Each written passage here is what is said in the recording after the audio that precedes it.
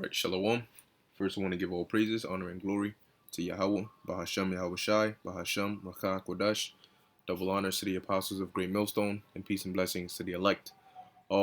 Basically, I wanted to do this video. There was a comment left here on my comment board by Mr. YouTube. Alright, the brother put, he was like, hey, LOL, they showed brothers with fringes in the news, but look how they talking. Do you know this camp? And I'm gonna play the video because he put the link in there. This is that link. And no, I do not know. I do not know who they are. I don't know if they're even in the camp, but they did have fringes on. All right, which that's like the new thing. That's the thing that's out there now. You have people who they put it on. Some for fashion. Some because they call themselves believing. All right, but nonetheless, the original video I was gonna do wasn't even on this, but it was somewhat related. Okay, so I can tie them both in. All right. It was concerning let me open another tab for it. Okay, it was concerning this Grandmaster, whatever I don't even remember his name, but Grandmaster something. All right. uh, boy, let me see if I could find this. Cause I was watching a couple of videos that were done on it. Okay, yeah, the elder brother Tazawam, he did a video on it, a response to the other elder brother, Manatazakba, all right, which basically going in, all right, showing you what's Grandmaster J, all right, that he was an agent provocateur, okay, and ultimately you got to understand that, look, the times we're coming into, all right, yeah, you have this whole situation where this man, all right, was killed, okay, due to this police officer kneeling on his neck, all right, and quote unquote suffocating him. But what did the Lord tell us to do? We're prophets, okay? We're not rioters, we're not fighters, all right, in the sense of, like going out there and, we're not protesters, okay? We're not seditious men, all right? We're prophets. So that's our job. Our job is to prophesy, okay? Our job is not to go in there and protest. Our job is not to go in there and join them with Black Lives Matter and all that. Yeah, we see what happens. Yes, it's unjust, but the Heavenly Father ultimately had that happen, all right? Don't forget that the issues from death come from the Most High, all right? And Yahweh Ba'Shem Yahushai knew exactly what they were doing. They set it up to where that man was put to death in that way, okay? As a means to provoke, all right, and rouse up that spirit in Jake. But we have to understand that what did the Lord command us to do? All right. He set it up. But for us not to fall into the trap, he told us, look, you got to wait upon the Lord, man. All right. Our job isn't to go fight them and get arms and like this Grandmaster J guy is saying. Okay, that's what they want. And it's funny how it plays directly into their Project Megiddo. Their Project Megiddo is based solely on, they call us what, Black Hebrew Israelites, Black supremacists, and all these groups that they deem are a danger to law enforcement. So, of course, why not have a law enforcement agent kill a so-called black man, rouse up that spirit, and out of nowhere, there's, just one guy who just comes out of nowhere who wants to lead it all. In all those other killings of Jake and stuff like that, when you notice how so-called blacks or Jakes, how they uprise, there's not usually somebody who's in charge, on top, controlling it all, like, oh, let's organize. It's not really that organized, People just join in mass and they go and they out there, oh, black, they do their chants and all of that. But you don't really hear about, oh, let's get guns and let's go and fight them back. All right? When you go back to the time period, I'm going to get some scriptures in a few, but when you go back to the time period of 70 AD, all right, 66 to 70 AD, man, I was reading about it just a couple of days ago. It's just like a repeat, okay? Because you know what? When you look it up, all right, there was a man by the name of Gessius Florus, all right?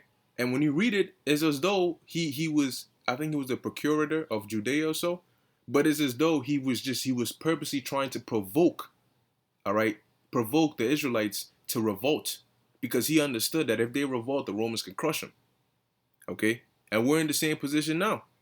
All right, they want to provoke you, okay? So you go and you like the dude was saying, oh, this is war.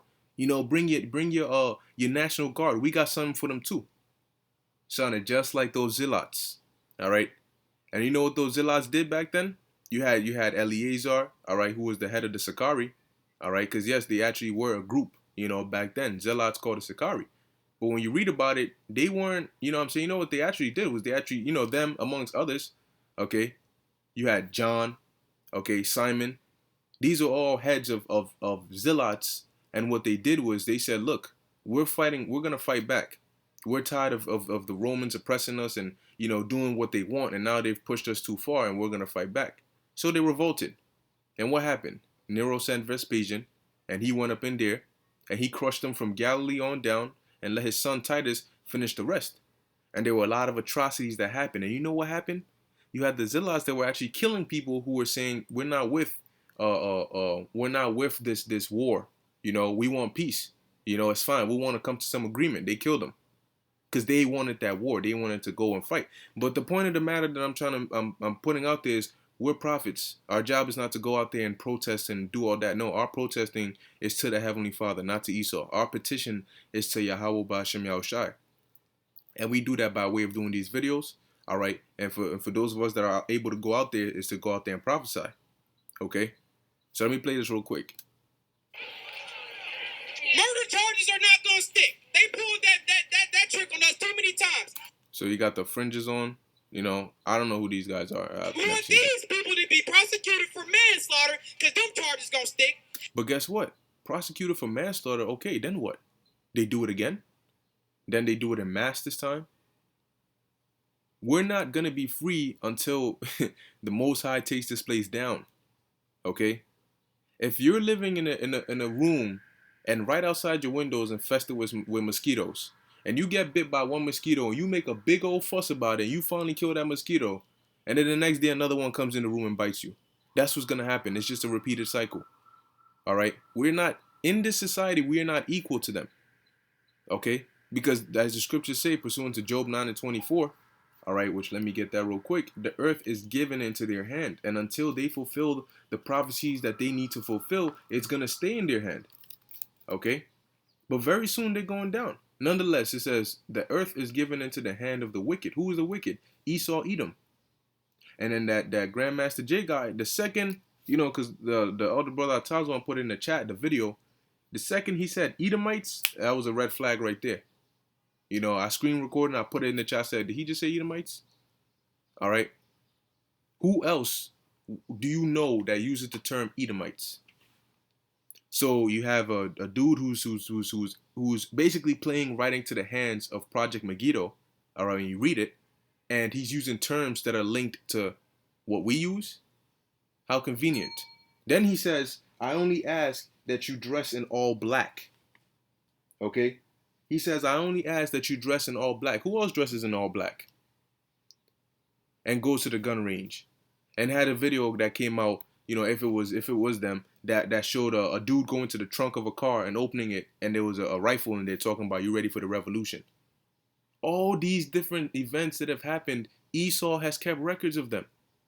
He has them in his hands. All right? It says, he covereth the faces of the judges thereof, if not wherein who is he? You can't go to the devil that's killing you for justification. All right? And that sentence gonna be long still. And that's what we want. Because guess what? George has never have his life back again. There's no, this man can serve 15 years in prison and still get out and still be able to continue life. It's gonna be hard, but he still can breathe. He can still talk to his family. George can't. So some change needs to happen. But you know what the change isn't gonna come by you give the speech, cool. You pump up Jake, cool. Jake gets crazy, they get roused up, they want to go and fight and fight against, you know, Esau and all of that. What's gonna happen? There's gonna be a lot of death. Yes, we're gonna win at the end, but the ultimate change is gonna come when the change of era comes, when Yahweh Shai comes back. He's the one who's gonna ultimately take down this place, man. Okay?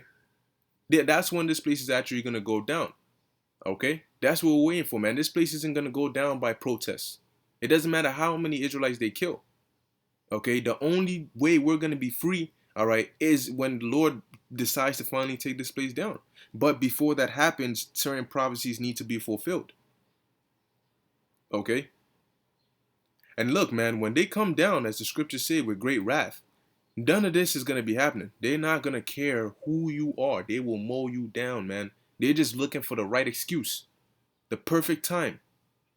And they'll come down on you with wrath you've never seen before, man. Go read about 70 AD, man. They will come down on your ass, man. Jake will be starved to death. You will be shot. You will be murdered, raped. It's going to be a lot of violence, man. Okay? And the spirit that you started in, a lot of people are not going to finish in that spirit, man. Because Jacob's trouble, all right, it's about to hit you like a hard slap from a fat lady, man. It's about to just, hit. You're not even going to see it coming, man. We see it, but a lot of people are not prepared for it. Anyway, this is Zephaniah chapter 3, verse 8. It says, therefore, wait ye upon me, saith the Lord. Okay? Until I rise up to the prey. We understand that our job when the Lord sent us was to prophesy. All right? Just like back then, the Lord didn't tell them when you see the Romans compass the city about, fight them. Okay? Or go haul yourselves up in the citadel, all right? Or in the temple and fight against them. No. He said, flee. Why? Because according to prophecy, you will not win that fight.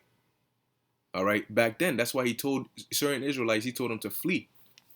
And this time, he didn't tell us to fight them. He told us to prophesy. And he told us to wait upon him.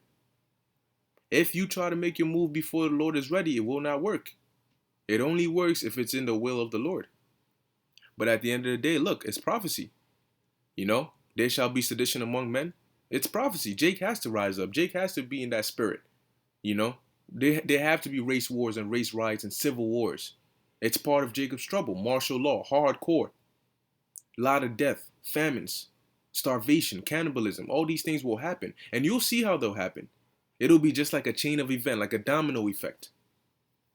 So it says, for my determination is to gather the nations, that I may assemble the kingdoms, and pour upon them mine indignation, even all my fierce anger, for all the earth shall be devoured with the fire of my jealousy. And ultimately, it's going into, the Lord, when he gathers the nations, all right, in the valley of Jehoshaphat, of course, but this also applies to everything, okay?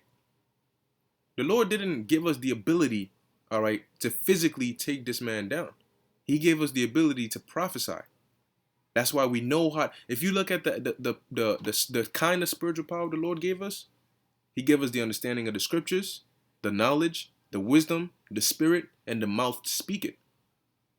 That's where our power lies right now. We don't have physical power to take this place down. So you're not going to see us in those protests. You're not going to see us in there. And it's not because we don't care or we're not, we don't care about our people. No, it's because we're following what the Lord told us to do. Our job right now is not to go out there and join them. Our job is not to join any NFAC, whatever they're called. Our job is not to take up any arms and go and fight them. Okay? The scriptures tell you that what? The weapons. The weapons? All right. Oh boy, okay. For 2 Corinthians 10:4. For the weapons of our warfare are not carnal. A gun is carnal. A sword is carnal. A chain is carnal. A bat is carnal.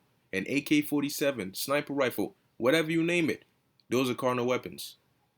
All right. But our weapons are not carnal, but mighty through the Most High to the pulling down of strongholds.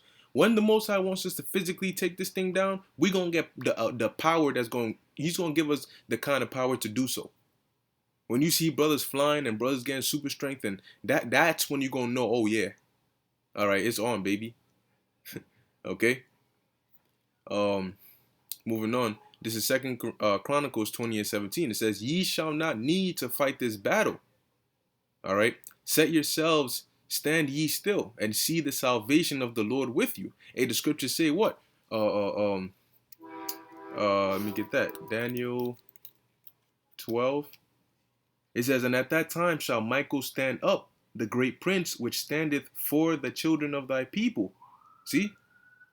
So we gonna have, the Lord is gonna fight for us, man. Okay, Yahweh Ba'Shem Yahushua is gonna fight for us. He's gonna lift up that standard. Okay? So he'll put certain people in the forefront, he'll put certain people to set it off. But when they come after all of us like a flood, he'll stand up for us, man. And then shall they be known who are the Lord's chosen. So we don't have to even go out of our way to do anything unnecessary. We just do what's in our job description. That's not that difficult, man. The difficult part for some people is obedience. You know, some people are itching. They're itching to just jump in there. Yeah, I'm tired of Esau. I want to shoot his head off. Guess what? That's what they want you to do. They can disintegrate you with a laser beam or some concentrated heat from a satellite. They can send unmanned drones and blow your ass up. Your bullets won't do a damn thing. Your gun could jam. Okay? You get shot in the leg and you dropping your gun and you crying on the floor. These people are trained. These troops, they train in different terrain, in different weather, in the hand-to-hand combat, in different weapons, how to switch out a clip, you know, all these different things that you don't even know. Because why? It's their blessing. You're not going to win against Esau using his blessing. Okay? That's like sending a 7-year-old in a ring with Mike Tyson in his prime. The ring is Mike Tyson's habitation. A 7-year-old ain't going to do nothing against Mike. He don't even know how to box. All right? It says, and at that time shall Michael stand up, the great prince, which standeth for the children of thy people. And there shall be a time of trouble, such as never was since there was a nation, even to that same time. And at that time thy people shall be delivered, every one that shall be found written in the book. And there's going to be a time like never before, because the Lord is going to put a special kind of spirit on everybody, to fulfill this prophecy. On Esau to come down with great wrath, on Jake to fight back, okay? On us to be delivered and protected. All right. So it says here, ye shall not need to fight in this battle. 2 Chronicles 20:17. Set yourselves and stand ye still, and see the salvation of the Lord with you. O Judah and Jerusalem, fear not, nor be dismayed. Tomorrow go out against them, for the Lord will be with you. And this was talking about back then, but it can be applied to us now, because the scriptures say what? Romans 15:4, for what was written aforetime, meaning in the past, was written for our learning, that we through patience and faith might have comfort in the scriptures. All right, roughly paraphrasing. Okay, and just like Elisha, I believe it was Elisha. All right, when he asked the Lord to open the eyes of his servant, what did Elisha tell his servant? Matter of fact, let me get that. All right, they that be with us. All right, this is 2 Kings chapter 6, and I'll go up a little bit. All right, verse 14, it says, therefore sent he thither horses and chariots and a great host, and they came by night and compassed the city about. And when the servant of the man of God was risen early and gone forth, behold, an host compassed the city, both with horses and chariots. And his servant said unto him, alas, my master, how shall we do? See, what we going to do when the enemy comes in like a flood? What we going to do? Verse 16, and he answered, fear not, for they that be with us are more than they that be with them. Don't ever forget that. Just because you can't see the angels, don't forget that they're there, man. The Most High God is protected. Okay? Don't rely on your eyes. Rely on your faith. That's why the scriptures say the just shall live by faith. We walk by faith, not by sight. Because your eyes will deceive you. Your eyes will tell you that that bullet coming out of that gun is going to kill you. But if you have faith, the Lord can deliver you from that. Your faith is what's going to tell you, you know what? I see the bullet coming. All right? I see the guillotine coming down on my neck. But if I stay faithful to the Lord, I'm going to be good. You know what your eyes will tell you? Run. Your eyes will tell you cry and beg for the chip. Because of what it sees. Okay? But we look at things with our faithful eye. Okay? That the eye that gives us the vision. Okay? So it says, verse 16, and he answered, fear not, for they that be with us are more than they that be with them. And Elisha prayed and said, Lord, I pray thee open his eyes that he may see. And the Lord opened the eyes of the young man, and he saw, and behold, the mountain was full of horses and chariots of fire round about Elisha. See, so that's why Elisha was calm. Because he knew what it was. He didn't, you know what I'm saying? He wasn't scared. Okay, he already knew what time it was, man. Okay. Look, verse 18, and when they came down to him, Elisha prayed unto the Lord and said, smite this people, I pray thee, with blindness. And he smote them with blindness according to the word of Elisha. So you ain't got nothing to worry about, man. All right?